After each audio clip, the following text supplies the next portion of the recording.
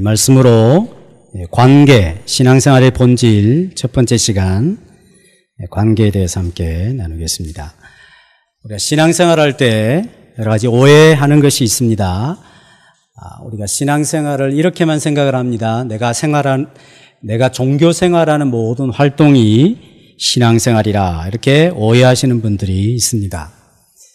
주일날 예배에 참석하고 또 각종 집회에 참석할 뿐만 아니라 기도하고 성경 읽고 11조와 각종 업무를 내고 전도하고 이런 종교적인 활동들이 신앙생활이라 이렇게 생각하시는 분이 있습니다.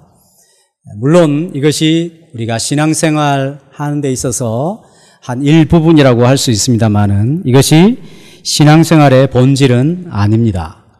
또 신앙생활을 이렇게 오해하시는 분이 있습니다. 신비한 영적 체험을 하는 것을 신앙생활이라 라고 생각을 하시는 분들이 있습니다. 그래서 자꾸 신앙적인 신비적인 체험을 하기를 원하는 것이죠. 환상을 본다든지 꿈에 하나님께서 야 제기야 이렇게 나타나서 음성을 말씀해 주신다든지 또는 나 하나님 한번 봤으면 좋겠다 이렇게 생각을 한다든지 어떤 이런 신비한 체험들을 하는 것을 신앙생활의 본질로 생각하는 사람들이 있습니다. 물론 신앙생활에 있어서 이런 신비한 체험이 있습니다. 그러나 이것이 신앙생활의 본질은 아니죠. 또 신앙생활은 내가 위로받고 내가 평안하고 내가 기쁘게 즐겁게 생활하는 것이다 라고 생각하는 사람도 있습니다. 신앙생활을 올바르게 하면 위로도 받고 평안도 누리고 기쁨과 즐거움의 삶도 살 수 있습니다. 그러나 그것이 신앙생활의 본질은 아닌 것입니다. 앞으로 한 몇 주간에 걸쳐서 신앙생활의 본질이 무언가 하는 것을 함께 나누면서 우리가 신앙생활을 어떻게 해왔는지 돌아보고 바르게 신앙생활하기 위하여 어떻게 힘써야 할 것인가를 살펴보는 귀한 시간이 되었으면 좋겠습니다. 구원이라고 하는 것은 어디서부터 나오는 것에서부터 시작하여 어디를 향하는 것이 있어야 구원이라고 할 수가 있습니다. 오늘 읽었던 이 시편 114편은 아마도 이스라엘이 출애굽하고 또 가나안 땅을 들어가는 그런 내용을 하나님께서 허락해 주신 이 은혜를 노래하는 내용이라고 할 수가 있습니다. 1절, 2절을 한번 같이 읽어보겠습니다. 시작. 이스라엘이 애굽에서 나오며 야곱의 집안이 언어가 다른 민족에게서 나올 때에 유다는 여호와의 성소가 되고 이스라엘은 그의 영토가 되었도다. 1절에 반복되는 한 단어가 있습니다. 그것이 뭡니까? 나온다는 것입니다. 구원은 나와야 됩니다. 나와야 되는 것입니다. 어디서 나와야 됩니까? 애굽에서 나오고 언어가 다른 민족에게서 나오는 것이죠. 언어가 다른 민족은 애굽의 이야기입니다. 결국 애굽에서 나오는 구원이 있습니다. 나오는 구원. 그리고 2절 같이 읽겠습니다. 시작. 유다는 여호와의 성소가 되고 이스라엘은 그의 영토가 되었도다. 나오게 된 결과가 어떻게 되었는가 하는 것이죠. 그것은 바로 이 하나님의 백성이 여호와의 집이 되고 하나님의 백성이 여호와의 영토가 된 결과가 발생하게 되었다 하는 것입니다. 그러니까 구원이라고 하는 것은 어디서로부터 나와서 무엇이 되는 것입니다. 어디서부터 나와서 어디를 향하는 그런 구원이 있다는 것이죠. 어디서부터 나온다라고 하는 것을 화면에 있는 것처럼 소극적인 구원이라 소극적인 구원. 어디를 향한다 하는 것을 적극적인 구원이라 이렇게 표현한 것입니다. 그럼 이 소극적인 구원과 적극적인 구원은 다른 구원인가? 그렇지 않습니다. 하나님께서 자기 백성에게 베풀어 주시는 이 구원은 이 두 가지를 함께 포함하고 있습니다. 그런데 논리적으로 구별을 하자면 어디로부터 나와서 어디를 향하여 살게 하는 것이 하나님의 구원이라는 것이죠. 이스라엘 백성들에게 어떤 물리적인, 지리적인 것으로 설명을 드리자면 애굽으로부터 나와서 가나안을 향하여 가는 것이죠. 우리의 구원은 물리적이고 어떤 지리적인 그런 것을 이야기하는 것이 아니라 죄악으로부터, 사단의 권세로부터, 나로부터 건짐을 받아서 하나님을 향하여 살아가는 것, 이것이 하나님이 우리에게 베풀어 주신 구원이라 할 수 있습니다. 그런데 많은 경우에 사람들이 어디서부터 나오기는 했는데 어디로 가야 할지를 모르는 그런 미완성 구원을 자기의 삶 속에서 이루며 살아가는 사람들이 많은 것이죠. 나오기는 했는데 사는 것이 없다는 것이죠. 며칠 전에 한 십몇 년 만에 그 대학교 절친을 만났습니다. 십몇 년 만에. 그런데 뭐 이야기하다 보니까 자연스럽게 교회 이야기가 나왔습니다. 지도자 이야기. 그 친구는 평신도인데 이야기를 들어보니까 목사 친구가 훨씬 더 많아요. 뭐 외국에 유학하는 목사 친구, 저를 포함해서. 결국 어떤 이야기를 서로 나누냐면 우리가 신앙생활 한다 할 때 너무 종교적인 활동과 봉사에만 너무 집중되어 있었다. 어떻게 사는 것을 서로 이야기를 많이 안 한 것 같다. 그런 이야기를 나눈 적이 있습니다. 오늘 분명히 하나님께서 이스라엘 백성들이 베풀어 주신 구원은 애굽으로부터 나와서 가나안을 향하여 살아가는 것이죠. 분명히 나왔던 구원이 있으면 살아야 할 구원도 있는 것입니다. 여기 여호와의 성소가 되었다라고 하는 것은 여호와의 집이 되었다는 여호와의 집. 여호와의 집이니까 거기에 누가 살고 있겠습니까? 여호와께서 사시는 것이죠. 즉 유다는 여호와의 성소가 되었다. 이 말은 이제 유다는 이 애굽에서부터 나와가지고 무엇을 향하여 사느냐 하면 하나님께서 함께해 주시는 삶으로 사는 것이죠. 이제 나온 구원을 받은 사람은 늘 항상 언제나 어디서나 어떤 형편에서나 누구를 만나든지 누구와 함께 살아가냐면 하나님과 함께 살아가는 삶입니다. 함께 살아가는 삶. 또 여기 여호와의 영토가 되었다 이 말은 여호와 영토니까 이 땅의 주인이 누굽니까? 누구죠? 누구예요? 내 이름으로 등기되어 있으면 내 겁니까? 그게 아니라 여호와 것이죠. 이제 하나님의 백성들은 하나님의 것이 되었다. 즉 이제 하나님의 백성들은 애굽에서 나와서 그분을 주인으로 왕으로 모시고 살아가는 백성이 되었다는 것입니다.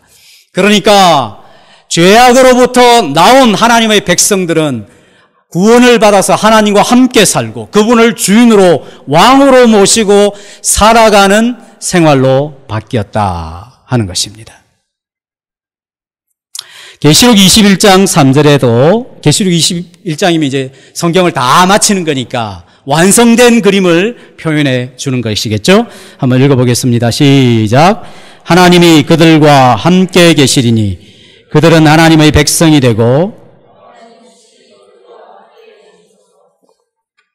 자, 여기 하나님은 그들과 함께 계신다. 그렇죠? 여호와의 성소가 된 것입니다. 그들은 하나님의 백성이 되었습니다. 그렇죠? 하나님의 영토가 되어서 하나님이 왕이 되시고 그의 백성들은 그의 백성이 된 것이죠. 하나님은 친히 그들과 함께 계셨어요. 이것은 이미 이제 계시록이 모든 세상 역사가 종결이 되고 하나님께서 처음 창조하실 때 머릿속에 계획하신 것이 다 완성이 된 그림을 표현해 주고 있는 것입니다. 무슨 말입니까? 구원을 받은 백성은 죄악된 세상으로부터, 죄악된 자기 자신으로부터, 사단의 권세로부터 건짐을 받아서 하나님과 함께하고 그분이 나의 왕이 되시고 나의 주인이 되는 생활을 언제나 어디서나 어떤 형편에서든지 쭉 하고 있다가 그것이 완성되는 것이 천국인 것이죠. 그러니까 구원이 하나님께서 우리에게 베풀어 주신 구원이란 소극적인 구원이 있을 뿐만 아니라 적극적인 구원이 있다 하는 것입니다. 신앙생활은 구원받은 백성의 생활이죠. 구원받은 백성의 생활. 그것은 반드시 어디로부터 나오는 경험이 있어야 돼요. 나오는 경험. 내 죄악으로부터 나와야 돼요.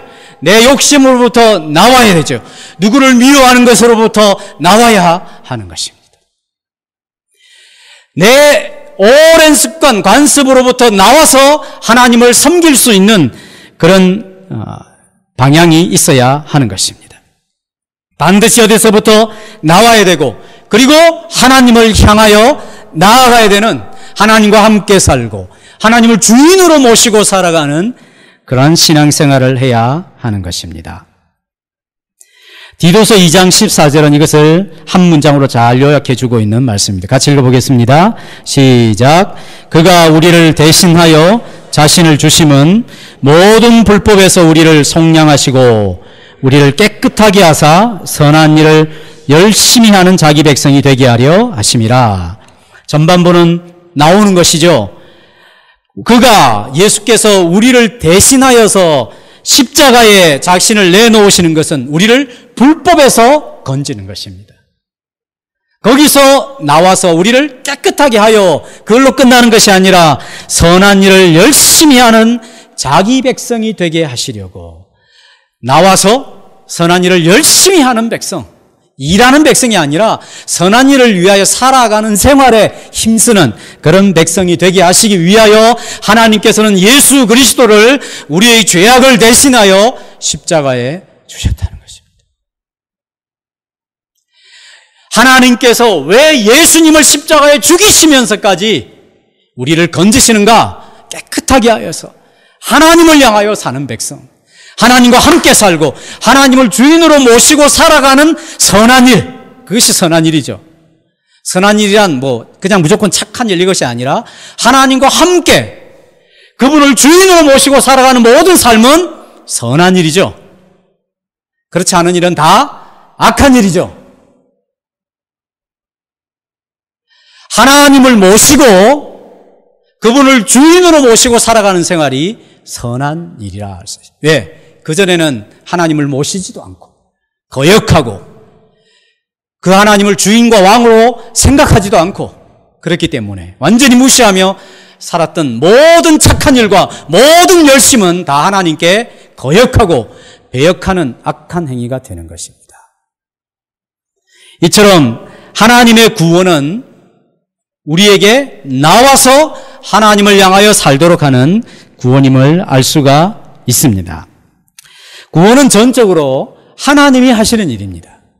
이스라엘이 애굽에서 400년 가까이 노예 생활을 하고 있을 때에 어찌 이 노예 백성이 자기를 통치하는 나라를 자기 힘으로 무찌르고 거기서 탈출할 수 있겠습니까? 엄두를 못 낼 일이었습니다. 남자아이가 태어나면 애굽에서 다 죽이라고 했어요. 이스라엘이 남자아이가 태어나요. 남자아이가 태어났는데 집안이 잔치집 분위기가 아니라 초상집 분위기가 되는 것이죠. 생명의 위협을 받고 날마다 고역을 통하여서 전혀 내일이 기약되지 않는 노역을 하는 노예민족으로 한평생을 살아갈 수밖에 없었는데 하나님께서 그들 가운데서 건지시죠. 구원은 전적으로 하나님의 능력인 것입니다. 구원의 주도권이 하나님에게 있으시죠. 이렇게 하나님께서 자기 백성을 구원하셔서 자기 백성과 함께 하시고 그 백성의 주인이 되어서 하시는 일은 구원한 자기 백성을 반드시 책임져 주시는 것입니다. 아무것도 준비해 놓지 않고 자기 백성을 구원하시는 하나님은 있을 수가 없습니다. 구원한 자기 백성의 모든 삶에 필요한 것을 다 준비해 놓으시고 하나님 자기 백성을 구원하시는 분이십니다. 우리 8절 말씀을 한번 같이 읽어보겠습니다. 114편 8절 시작. 그가 반석을 쳐서 못물이 되게 하시며 차돌로 샘물이 되게 하셨도다. 못이죠. 연못. 물의 연못이 되게 하시고 단단한 바위에서 샘물이 터져서 이스라엘 백성들이 광야 생활할 때 먹도록 하게 하셨다는 것입니다. 여러분 한번 생각해 보십시다. 이스라엘 백성들이 남녀노소 합해서 한 300만 명으로 추정됩니다. 300만 명. 광야를 걸으니까 목이 마르겠죠?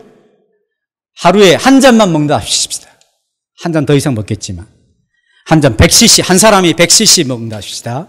그럼 300만 명이면 얼마가요? 30만 리터죠. 30만 리터. 이게 몇 리터짜리냐면 몇 리터? 2리터. 2리터짜리가 한 사람이 한 잔만 100cc 한 잔만 먹어도 이게 15만 개가 필요해요. 15만 개. 15만 개면 요 가득 찰까요? 어쩔까요? 이거보다 더 많이 있어야 될까요? 야, 사람이 그걸 먹이려고 한다면 어디서 준비를 하겠습니까? 어디서? 그죠? 어디서 그 물을 준비할까요? 하루에 한 잔만 마시겠어요? 어른들은 한 잔만 마실 수도 있겠지만 애들이야 그렇습니까? 게다가 짐승도 먹여야 되잖아요. 짐승도. 짐승은 우리는 짐승이니까 사람들이 먹는 물 마셔서는 안 돼. 그렇게 합니까? 먹어야 되죠, 걔들도. 그 많은 물을 하루도 아니고 한 달도 아니고 1년도 아니고 40년이나 먹어둬야 되는데 어디서 그 물을 공수할까요? 헬리콥터로? 하나님 어떻게 하십니까? 반석이 연못이 되게 하시고 딱딱한 돌을 쳐서 샘물이 터지게 하여서 이스라엘 백성들을 먹이셨다 그러죠. 고린도전서는 이 반석이 항상 그들을 따라다녔다 이렇게까지 표현을 하고 있어요. 하늘에서는 40년 동안 만나가 내리죠. 만나가 구워 먹기도 하고 삶아 먹기도 하고 매일매일 일용할 양식을 하나님이 공급하시죠. 6일째는 3일째를 줘서 안식일 날 쉬게 하시고 고기 먹고 싶다 그러니까 공중에 그냥 메추라기를 날라들게 하셔서 한 달 동안 그냥 이빨에 그냥 고기가 계속 끼일 수 있도록 그렇게 하시고 옷은 어떻게 합니까? 자매들은 양해 바랍니다. 옷은 많이 주지 않죠. 단지 닳지 않도록 헤어지지 않도록 신발도 헤어지지 않고 닳지 않도록 그렇게 40년 동안 자기 백성을 먹이시고 입히시고 이끌어 주셨습니다. 그러니까 구원하신 하나님은 반드시 자기 백성을 책임져 주십니다. 구원하시는 하나님은 반드시 자기 백성을 인도해 주십니다. 구원하시는 하나님은 자기 백성들이 완성된 삶을 살 수 있도록 필요한 것을 다 공급해 주시는 것입니다. 그래서 이러한 구약적인 그림을 바울이 받아서 뭐라고 하냐면 나의 하나님이 그리스도 안에서 영광 가운데 그 풍성한 대로 너희 모든 쓸 것을 채워 주시리라. 그런 믿음의 고백을 하는 것이죠. 자, 이렇게 하나님이 구원을 하셨을 때 이 구원받은 백성의 생활, 신앙생활은 뭐라고 할 수 있냐면 관계라고 할 수 있습니다. 관계. 새로운 관계가 됩니다. 새로운 관계. 이전에 애굽 생활을 할 때는 거기서 관계를 맺었던 것이 있습니다. 그러나 거기서 나왔으면 새로운 관계가 맺어져야 되는 것이죠. 애굽에 있을 때는 바로라고 하는 애굽의 왕을 주인으로 섬겼습니다. 거기서 나오니까 이제 하나님께서 자신의 영토 가운데 두셨으므로 이제 하나님을 나의 왕으로 나의 주인으로 모시고 살아가는 새로운 관계가 되게 하신 것입니다. 결국 신앙생활의 본질은 관계라고 할 수가 있습니다. 그래서 하나님께서 자기의 통치와 자기의 다스림을 표현한 것이 뭐냐 하면 하나님의 계명이죠. 하나님의 계명. 하나님의 법이죠.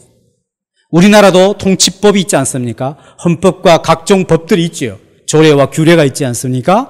그런 것처럼 하나님께서 자기 나라의 자기 백성들을 통치하는 규범을 하나님의 율법으로 표현을 하시는 것이죠.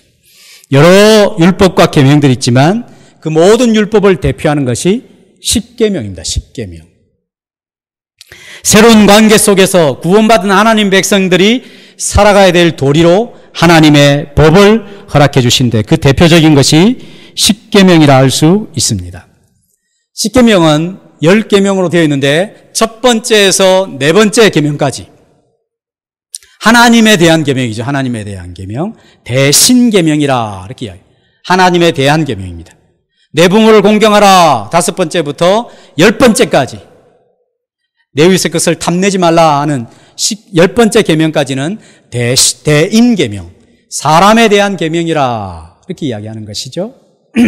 그래서 어느 날 한 율법사가 예수님에게 질문을 했습니다. 예수님, 율법이 여러 가지가 있는데 그 중에 어느 율법이 제일 큽니까?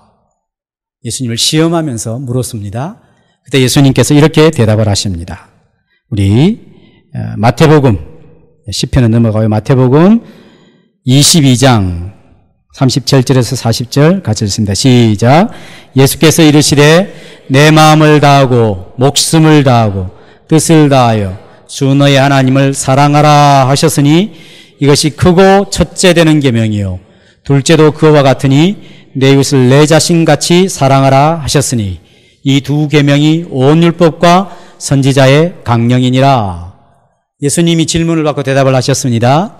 여러 율법들이 있는데 그 율법을 요약해서 제일 큰 계명은 하나님을 전심으로 사랑하는 것이다. 둘째도 그와 같은데 내 이웃을 내 몸과 같이 사랑하라 하신 것이다. 이 두 계명이 온 율법과 선지자의 강령이라. 강령이라 이 말은 무슨 말이냐면 온 율법과 선지자들 많은 가르침이 있는데 그 모든 가르침은 바로 여기서 나온다는 것입니다. 하나님을 사랑하라, 이웃을 사랑하라, 여기서 나온다는 거예요. 그 다음 둘째도 그와 같다. 이 그와 같다 이 말은 앞에 것과 똑같다 이 말이죠. 무엇과 똑같은 것입니까? 하나님을 사랑하는 것과 똑같은 것인데 그냥 논리적으로 첫째는 하나님을 사랑하는 것이고 둘째는 이웃을 내 몸같이 사랑하라 이렇게 논리적으로 설명하였을 뿐이지 첫째와 둘째는 똑같은 것이다. 하나님을 사랑하는 것은 이웃을 사랑하는 것이다. 이렇게 말씀을 하시는 것이죠. 즉 예수님께서 말씀하시는 모든 율법의 요약체는 하나님을 사랑하라 수직적인 관계를 이야기하는 것이죠. 내 이웃을 내 몸같이 사랑하라 수평적인 관계를 이야기하는 것입니다. 그래서 뭐라고 이야기하는 것입니까? 하나님의 백성들이 구원을 받고 신앙생활을 할 때 새로운 관계가 형성이 되는데 하나님 백성으로 살아가야 되는 관계는 하나님을 사랑하고 하나님에 대해서는 이웃에 대해서는 이웃을 내 몸과 같이 사랑하라. 신앙생활의 본질은 어떤 종교적인 활동도 아니고 신비적인 체험도 하는 것이 아니고 내 마음 편해지고 내가 안락한 생활, 내가 위로받고 내가 기쁘고 즐거운 생활을 하는 것이 아니라 이웃을 내 몸과 같이 사랑하는 이 관계 속에서 살아가는 것이 진정한 신앙생활이라 가르쳐주고 있는 것입니다. 신앙의 핵심은 이렇게 하나님과의 수직적인 관계, 이웃과의 수평적인 관계를 말하는 것입니다. 구원받은 하나님의 백성과 하나님의 자녀들이 신앙생활을 할 때는 종교 활동이 본질이 아니고 신비적인 체험 또한 본질이 아닌 것입니다. 율법과 선지자의 모든 강령이 여기서 난다라고 하는 것은 모든 율법과 모든 가르침은 하나님을 사랑하는 관계 속에 있는가? 내 이웃을 내 몸같이 사랑하는 관계 속에 있는가? 그것으로 자기의 신앙을 잘 분별하고 판단을 하라는 것입니다. 성경을 많이 읽었는가? 그래서 하나님을 더 사랑하게 되었는가? 성경을 많이 깨우쳤는가? 그래서 나는 정말 본래 죄인이요 하나님 나를 이렇게 구원하셨구나, 내가 내 이웃을 이렇게 사랑해야 되겠구나, 그런 자리로 나아가고 있는가 하는 것입니다. 내가 예배에 참석하고 정규적인 종교적인 활동에 성실하게 참석한 결과로 하나님을 더 깊이 사랑하게 되었는가? 이웃을 더 많이 사랑하게 되었는가? 이것으로 점검을 하라는 것이죠. 내가 하나님을 깊이 만나고 깊은 기도를 하게 되었을 때에 그 결과는 내가 하나님을 사랑하고 이웃을 사랑하는 결과로 나타나고 있는가를 점검해야 한다는 것입니다. 내가 가지고 있는 건강과 내가 가지고 있는 재능과 학생이라고 하는 신분과 다양한 자기의 위치 속에서 신앙생활을 할 때에 내가 하나님과 바른 관계를 맺고 있는가, 이웃과 건강한 관계를 맺고 있는가, 이것을 늘 점검하면서 신앙생활 하라는 것이죠. 그런 점에서 오늘 대표기도는 어느 교회에서도 들어볼 수 없는 훌륭한 기도문이라 할 수 있습니다. 한겨레 신문에 올려도 전혀 손색이 없는 아주 훌륭한 기도문입니다. 우리 성도들은 그런 삶을 살았으면 좋겠습니다. 이런 복 주십시오, 저런 복 주십시오, 주님 양손에 쥐고 있는데 아직 입에 물리지 않았습니다, 이것도 주십시오, 제가 머리에 이어도 안 떨어뜨리겠습니다, 이거 허락해 주십시오. 그런 탐욕이 가득하고 하나님을 무슨 자신의 거래 대상인 것처럼 함부로 대하는 그런 무례한 기독교가 아니라 정말 하나님 앞에서 하나님이 예수를 희생하면서 이 죄악에서 나를 건져서 하나님을 모시고 그분을 주인으로 모시고 살아가는 하나님을 사랑하고 이웃을 사랑하는 관계 속에서 우리를 부르셨구나. 이 구원이 얼마나 귀한가 생각하고 살아가는 하나님 백성이 되기를 원하시는 것이죠. 이와 같으니라고 하는 것은 하나님을 사랑하는가? 예. 그러면 정말 내 이웃을 네가 사랑하는가? 이것과 똑같은 질문이라는 것이죠. 이웃에게 불의를 행하거나 해를 끼치거나 고통을 주면서 하나님께 예배한다 할지라도 하나님은 콧방귀 하나 끼지 않으십니다. 그런 것을 싫어하십니다. 역겨워하십니다. 토해내고 싶다 말씀하십니다. 하나님 심지어는 이렇게 말씀하십니다. 누가 하나님의 성전에 문을 닫아 저런 이들로 하여금 제사를 못하게 할 자가 없느냐? 하나님 그렇게 말씀하시죠.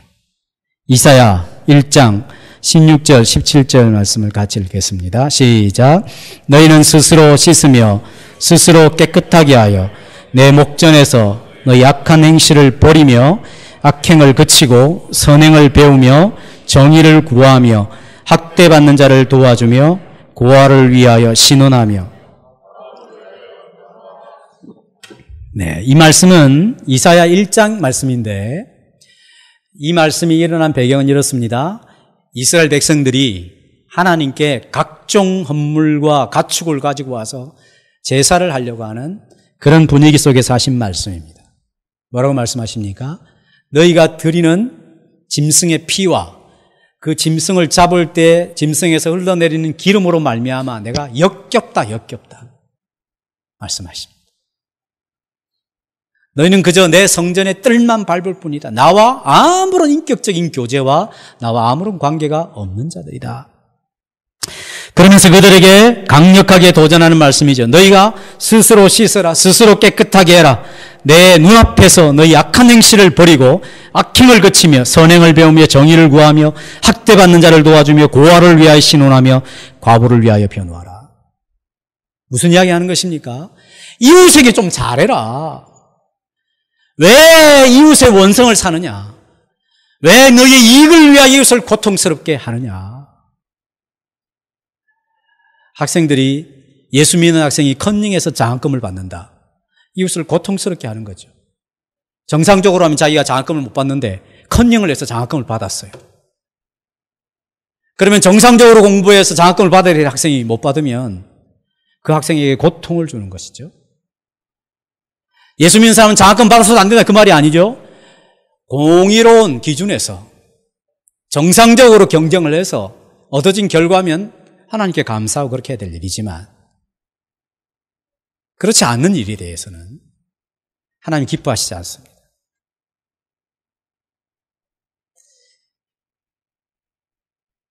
우리는 우리가 살아왔던 삶의 과정과 흔적과 내 삶의 동기들을 잘 살펴가지고 그것이 내 이웃과의 관계 속에서 흠이 없이 이웃에게 부당함이나 어려움을 끼치진 않았는지 점검을 하고 구별하여 11조도 드리고 구별하여 헌물도 드리고 구별하여 예배를 드릴 줄 아는 사람이 되어야 하는 것입니다.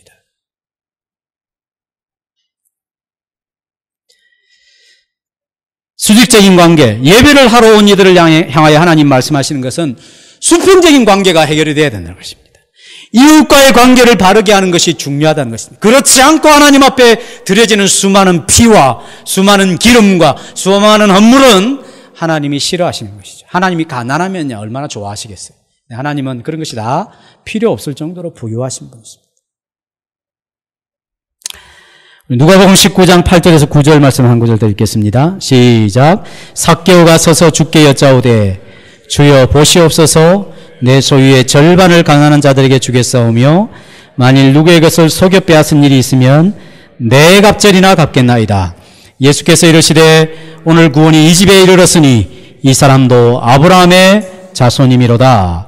예수님께서 삭개오에게 구원을 선언할 때가 언제였냐면 삭개오가 뽕나무에서 내려올 때가 아니었습니다. 예수님을 모시고 집에 갈 때가 아니었습니다. 삭개오가 뭐라고 이야기합니까? 내 소유의 절반을 가난한 자들에게 주고 누구의 것을 속여 빼앗은 일이 있으면 그것의 4배를 갚겠습니다. 그랬을 때 주님이 삭개오에게 선언하십니다. 오늘 이 집의 구원이 이루었고 이 사람도 아브라함의 자손이다. 이렇게 선언을 해주시는 것이요. 굉장히 중요한 것입니다. 자, 정확하게 책에서 읽었는데 어떤 그때 사건 경위는 잘 모르지만 어떤 흑인이 누군가에게 피해를 줬습니다. 물질적으로. 감옥에 갇혔습니다. 이 사람이 감옥에 갇히면서 감옥 성교회를 하는 그런 사람에 의해서 예수를 믿고 변화가 되었습니다. 이제 자기가 그 감옥에서 수감되어지는 모든 복역의 기간을 다 끝내고 이제 출소를 하게 되었습니다. 그리고 그 물질적인 피해를 준 사람을 찾아갔습니다. 너무너무 죄송하다. 심려를 끼쳐드려서 죄송하다. 물질에 손해를 끼쳐서 죄송하다. 제가 이것을 반드시 갚겠습니다. 그러니까 제가 출소했기 때문에 당신도 알다시피 제가 지금 가지고 있는 것이 없습니다. 그러나 이것을 한꺼번에 갚을 수 없으니까 제가 힘껏 벌어서 조금씩 갚아가겠습니다. 이 사람이 자기가 할 수 있는 일을 했습니다. 그리고 벌었던 돈들을 제일 먼저 그 사람에게 빚 갚는 일을 하기 시작했습니다.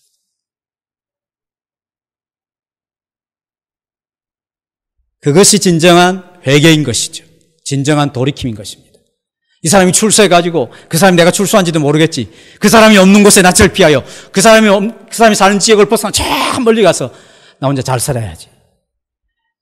그리고 거기 가서 예배를 드린들. 하나님 그런 예배를 안 받으십니다. 착각해서는 안 됩니다. 하나님 그렇게 만만하고 호락호락한 상대가 결코 아니십니다. 삭개오가 자기가 강탈을 한 것이 많죠. 자기가 부자라고 사람들에게 지칭이 될 만한 사람이 되었을 때는 많은 사람들을 괴롭힌 것입니다. 그러니까 어떻게 하면 자기 소유의 절반을 뚝 뗄 수밖에 없어요. 그리고 누군가에게 속여 빼앗은 일이 있죠? 없을 리가 있습니까? 4배나 갖게 되면 자기는 빈털터리가 되는 것입니다. 그러나 그렇게 하는 것이 마땅하다고 여겼습니다. 그러자 주님이 선언을 하시죠. 이 집의 구원이 이르렀고 이 사람도 아브라함의 자손이다 하는 것입니다. 신앙생활의 본질은 관계입니다. 관계. 그러니까 우리가 하나님을 사랑하는 관계를 어떻게 표시를 합니까? 하나님 나 하나님 사랑해요. 막 눈물 흘리면서 찬양하고 막 사랑해 성경 읽으면서 찬양하고 그럴 수 있죠. 좋은 것입니다. 그러나 하나님은 뭐라고 합니까? 이제 제발 그만 울고 네 아내도 좀 사랑해주고 자식들에게 잘못했다 좀 이야기도 해주고 회사에서 뭐 조금 빼돌린 것도 다시 제자리 갖다 놓고 사람 볼 때는 그냥 열심히 하다가 사람 안 보면 마치 하나님도 없는 것처럼 아무 때나 생활하던 것도 좀 정리하고 이웃 앞에서 좀 당당하게 그들을 위하여 살지 않겠니? 그리고 와서 좀 내 사랑한다고 그래야 내가 네 사랑 내가 진정성을 확인하지. 맨날 종교적으로 눈물을 흘리고 그냥 좋아한다 해서 그래 놓고 삶은 이웃과의 삶에 있어서는 엉망이고 그게 무슨 사랑이냐. 자기만 좋으면 막 종교적으로 황홀하고 그러면 그게 하나님 다 좋은 줄 알고 그렇게 생각하죠. 하나님 과연 그러시겠어요? 성경 어디 읽어봐 그런 거 없어요. 그렇죠? 하나님을 전심으로 사랑하라. 둘째도 그와 같으니 내 이웃을 내 몸과 같이 사랑하라. 신앙생활의 본질은 관계다. 관계. 하나님과의 관계, 이웃과의 관계가 신앙의 본질이라고 말씀을 하고 있는 것입니다.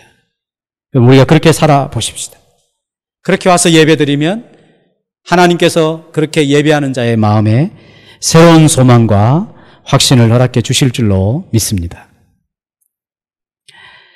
하나님은 우리가 행복하게 살아가기를 원하십니다.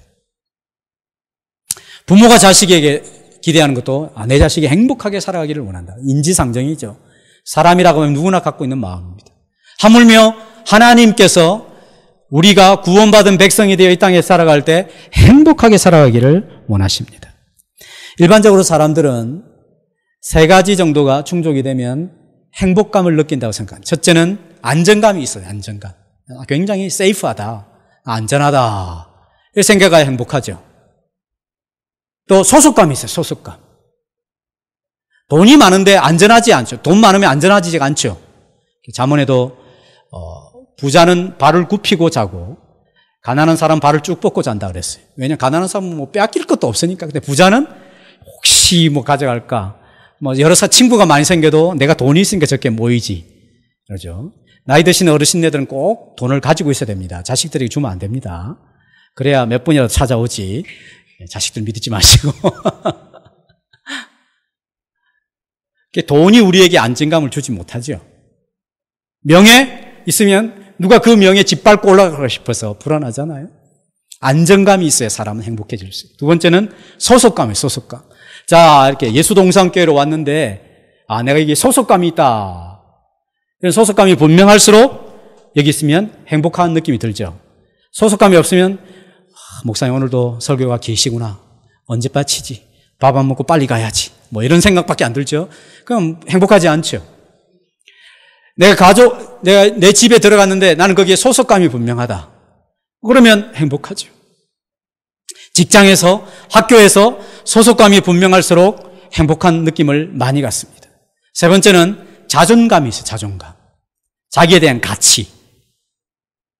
그런 것이 건강한 긍정적인 사람들이 행복한 사람이라 할 수 있습니다. 자아도취에 빠진 사람은 그는 약이 없으니까 할 수 없고, 그러나 자존감. 누가 뭐라 해도 많이 배우고 많이 소유하고 그런 것이 아니라 나는 참 이 세상에서 유일한 존재다. 하나님 나를 사랑하신다. 나는 부족하지만 주님이 나를 용납해 주시고 나를 이끌어 주실 것이다. 이런 어떤 자존감. 이 세 가지. 안정감, 뭐라고요?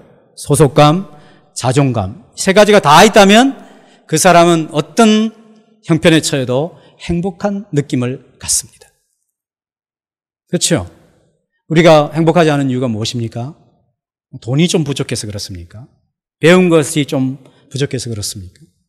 사람들이 나를 좀 알아주지 못해서 그렇습니까? 아니면 신체적인 조건이 조금 딸린다 생각해서 그렇습니까? 물론 그럴 수 있습니다. 그러나 이 세 가지가 있다면 앞에서 열거한 이 모든 것들이 충족되지 않아도 우리는 참 행복한 사람이다 하는 생각을 하게 됩니다. 그래서 많은 사람들이 돈이 많아지면 이런 가치와 이런 소속과 이런 자존감이 더 높아질까? 지위가 높아지면, 인기를 얻으면, 스펙을 더 쌓아가면, 좋은 대학에 다니면, 노래를 잘하면, 외모가 좋아지면 이런 것들이 생길까 싶어서 이런 일에 몰두하는 사람이 얼마나 많습니까? 사실 이런 것들로는 이 세 가지가 충족되지 않습니다. 그 말은 행복해지지 않는 것이죠. 행복은 사이에서 온다. 이런 표현도 있어요. 사이에서 온다. 화면을 보시기 바랍니다. 이게 뭐죠? 무슨 말이에요, 앞에? 인간. 간자는 무슨 간? 사이간자죠, 사이간. 사람, 인간은 무엇인가? 사람과 사람 사이에 있는 것이죠. 그 말은 사람은 혼자 존재할 수 없는 특징이 있다는 것입니다. 사람은 사람과 관계를 맺어가면서 살아가도록 본질적인 그런 특성을 가지고 있는 것이죠. 어떤 사람은 많은 사람과 어울려야 되고 어떤 사람은 소수의 사람과 어울려야 되는 그런 특성을 가지고 있지만, 성향을 가지고 있지만 본질적으로 우리는 모두가 다 사람과 사람 사이에 존재하는 인간인 것입니다. 그래서 행복은 사이에서 온다라고 어떤 분이 강의하면서 그런 이야기를 했어요. 즉 바른 관계 속에서 있는 것이죠. 결국 안정감이나 소속감이나 자존감은 사람 관계 속에서 오는 것이 관계. 내가 누구와 관계를 맺고 있느냐에 따라서 안정감이 생기고, 누구와 관계를 맺고 있느냐에서 소속감이 생길 수가 있고, 누구와 관계를 맺고 있느냐에 따라서 자존감이 발생할 수 있습니다. 하나님께서 본래부터 사람을 창조하실 때 이렇게 인간으로 창조하셨어요. 사이에서 존재하는 특성을 지니도록 창조하셨습니다. 우리 창세기 1장 26절에서 27절 같이 읽습니다. 시작. 하나님이 이르시되 우리의 형상을 따라 우리의 모양대로 우리가 사람을 만들고 그들로 바다의 물고기와 하늘의 새와 가축과 온 땅과 땅에 기는 모든 것을 다스리게 하자 하시고, 하나님이 자기 형상 곧 하나님의 형상대로 사람을 창조하시되 남자와 여자를 창조하시고, 하나님께서 사람을 창조하시되 하나님의 형상대로 형상을 따라 창조하시되 남자와 여자를 창조하시고 그랬습니다. 여기 하나님이 하나님의 형상대로 인간을 창조했다라고 했을 때 다른 사람들이나 하나님과 마주하면서 본질적으로 관계성을 맺고 공동체를 이루어 나가는 서로 상호 의존하는 존재로 만들었다라고 본회포라고 하는 목사님이 이야기를 했습니다. 하나님의 형상을 따라 하나님의 형상대로 우리가 지음을 받았다라고 하는 것은 내가 다른 사람들과 또 하나님과 마주하면서 본질적으로 하나님과의 관계를 맺고 사람과의 관계를 맺으며 공동체를 이루어가는 서로 상호 의존적인 존재로 만들었다는 것입니다. 우리의 모양대로 그렇죠. 하나님은 공동체로 존재하시죠. 성부와 성자와 성령으로 존재하신데 이런 형상의 유사성을 따라 하나님의 사람을 만드실 때 남자와 여자로 만들어 서로 상호 의존하는 공동체로 관계성 속에서 하나님의 형상을 따라 만들었다 하는 것입니다. 우리 한 사람 한 사람은 독특하지 않습니까? 유일무이하죠. 유일무이합니다. 유병헌 씨가 죽었을 때 유병헌 씨냐 아닌지 뭘 검사했죠? DNA 검사해요. DNA. 왜요? 그 사람의 DNA는 하나밖에 없으니까. 조직도 하나밖에 없잖아요. 이 지문도 그죠? 여기까지 손에 지문도 다 유일무이하잖아요. 우린 다 유일무이한 존재입니다. 각 개인의 독특한 특성은 제가 말씀드리건데 절대로 변하지 않습니다. 저 사람 변해서 그 말 할 수 있지만 그 사람의 독특성은 절대로 변하지 않습니다. 그 사람의 독특한 점을 바꾸려고 시도하는 것은 진실로 어리석은 일이라 할 수 있습니다. 굉장히 피곤하고 갈등만 부추길 뿐입니다. 저 사람이 독특한 점이 있으면 그 사람은 이런 독특한 점이 있구나 인정하고 살아야 됩니다. 그런데 이렇게 유일무이한 우리 한 사람 한 사람이 서로 마주보며 본질적으로 서로 의존하는 공동체로 살아가도록 하나님의 형상을 따라 지음받았어요. 고린도전서 12장 12절 마지막 성경 구절입니다. 시작. 몸은 하나인데 많은 지체가 있고 몸의 지체가 많으나 한 몸인과 같이 그리스도도 그러하니라. 그리스도가 머리시고 우리는 그 그리스도의 몸이요 지체입니다. 그러니까 우리는 지체긴 한데 한 사람도 같은 성향이 없어요. 그러나 한 몸이 돼, 한 몸. 그것을 인정해야 된다는 것입니다. 인정해요. 왜 나와 같지 않는가? 이렇게 생각하면 그 사람은 벌써부터 하나님이 우리를 하나님 형상대로 지음받았다는 것에 대하여 오해하고 있는 것입니다. 지체 간의 상호의 의존성으로 몸으로 우리가 부름을 받아서 그리스도의 몸을 이루어가도록 부름받은 자입니다. 눈은 눈이고 코는 코고 귀는 귀고 손은 손이고 발은 발이지 눈이 귀의 역할을 하고 입이 코의 역할을 하고 이러면 얼마나 징글맞겠어요. 괴물이죠, 괴물. 우린 다 독특한 사람들. 그것을 인정해야 되는 것이에요. 하나님 우리를 그렇게 인정하시고 그렇게 만드셨기 때문입니다. 신앙생활을 한다는 것은 한 단어로 관계입니다. 이렇게 독특한 사람들이 예수 피로 말미암아 거기서부터 나와서 하나님과 함께 생활하며 그분을 주인으로 모시고 살아가는 생활에 힘쓰는 하나님과 관계하고 이웃과 관계하고 우리 성도들과 서로 관계를 맺어가는 그런 관계로 우리를 부르셨다는 사실을 꼭 기억해야 하는 것입니다. 조이 선교회라고 했어요. 조이 선교회. 조이. 영어로 조이 무슨 뜻이죠? 기쁨이죠. 기쁨. 조이 선교회에서 자기들의 선교회를 이렇게 이니셜로 표현해요. J. Jesus first. 예수님 제일 먼저. 그 다음에 O. Others second. 다른 사람들, 즉 이웃들 두 번째. Y. Yourself third. 네 자신은 맨 마지막에. 그래야 진정한 기쁨이 있다 이렇게 표현을 한 것이죠. 괜찮죠, 그죠? 똑똑한 친구들이 많은가 봐요, 거기에. 기쁨 선교회. 이 기쁨은 어떻게 했을 때 진정 내 속에서 일어나게 되는가? 나 자신을 기쁘게 만들기 위해서 그런 것이 아니라 예수님을 내 삶 속에 제일 먼저 그와 같이 이웃을 생각하고 나는 맨 마지막에 생각하게 되면 우리 안에 진정한 기쁨이 있다. 이런 표현을 하는 것이 아니겠습니까? 신앙생활의 본질이 무엇입니까? 뭐라고요? 이렇게 크게 떠들었는데 신앙생활의 본질은 관계입니다. 관계. 하나님과의 수직적인 관계, 이웃과의 수평적인 관계. 왜 하나님이 이것을 요구하십니까? 하나님은 지금도 우리를 전심으로 사랑하세요. 그래서 우리로 하여금 하나님을 전심으로 사랑하기를 원하시죠.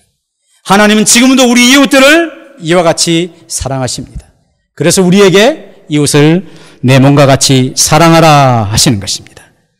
모든 신앙생활은 올바른 관계로 드러나게 되어 있습니다.